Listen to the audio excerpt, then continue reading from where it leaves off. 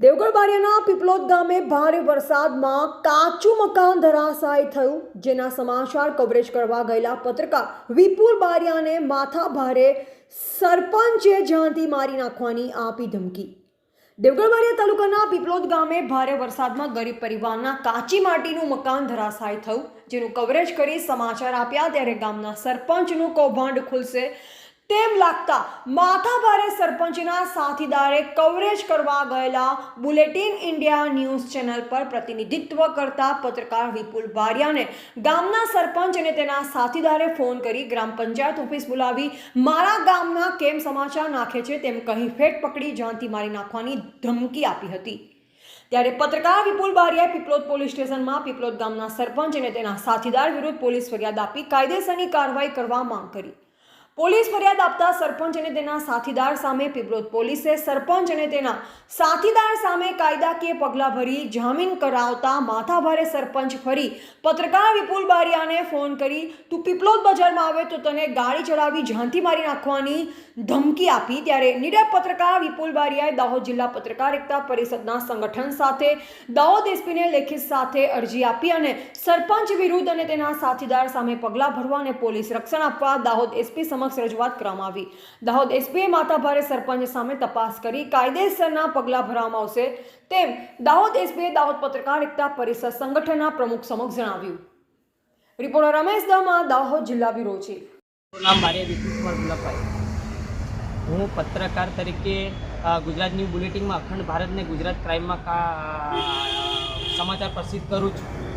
અહીંયા એક બનાવ બનેલો, અહીંયા પીપલોદ ગ્રામ પંચાયતમાં એક ગરીબ આવાસનો મેં એક સમાચાર બનાવ્યા હતા અને પ્રસિદ્ધ કર્યા મેં। એ પ્રસિદ્ધ કરતાની સાથે મેં જે 1:25 એને અપલોડ આવ્યા પછી મને ગ્રામ પંચાયત પર સુરેશભાઈ દરજીનો મારા પર ફોન આવ્યો કે તું પીપલોદ ગ્રામ પંચાયત ઉપર આવ। એટલે હું ગ્રામ પંચાયત પર ગયો અને ખુરશી પર બેઠો એટલે બાબુ ફુલા સરપંચે એમ મને પૂછ્યું તે કોને પૂછીને સમાચાર આ બનાવ્યા। એટલે મેં એમ કીધું કે મેં કીધું આ તલાટી સાહેબને મેં પૂછ્યું છે। તો તલાટી સાહેબને મેં ચાર વખત પૂછ્યું કે તલાટી સાહેબને પૂછ્યું તો મને પૂછ્યું, સરપંચને તે પૂછ્યું એટલે ઉશ્કેરાઈને મારું કોલર પકડી લીધું। કોલર પકડી અને મને દિવાલે ચોંટાડીને મને ગળદા પાટનો અહીંયા ગાલ ઉપર ને મારવામાં આવ્યો એટલે પેલા સુરેશ દરજી ઊભા થતા હતા એટલે હું ત્યાંથી ભાગી છૂટ્યો એટલે હું ડાયરેક્ટ અરજી આપી અહીંયા પીપલોદ પોલીસ સ્ટેશન પર ગયો। ત્યાંથી પછી મેં અહીંયા પછી ડાયરેક્ટ અરજી આપી એટલે મને કીધું કે તું સાંજે આવ।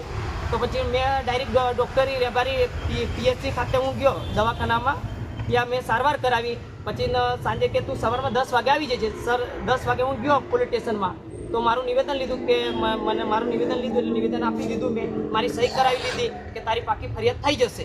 એટલે પાકી ફરિયાદ થઈ જશે એટલે મને જાણવા મળ્યું કે આ તો 151ના જામીન પર મેં છોડી દીધા છે। એટલે મને ખબર પડી એટલે હું ડાયરેક્ટ પાછો પોલીસ સ્ટેશન આવ્યો, કેમ મારી એફઆઈઆર કરી નથી।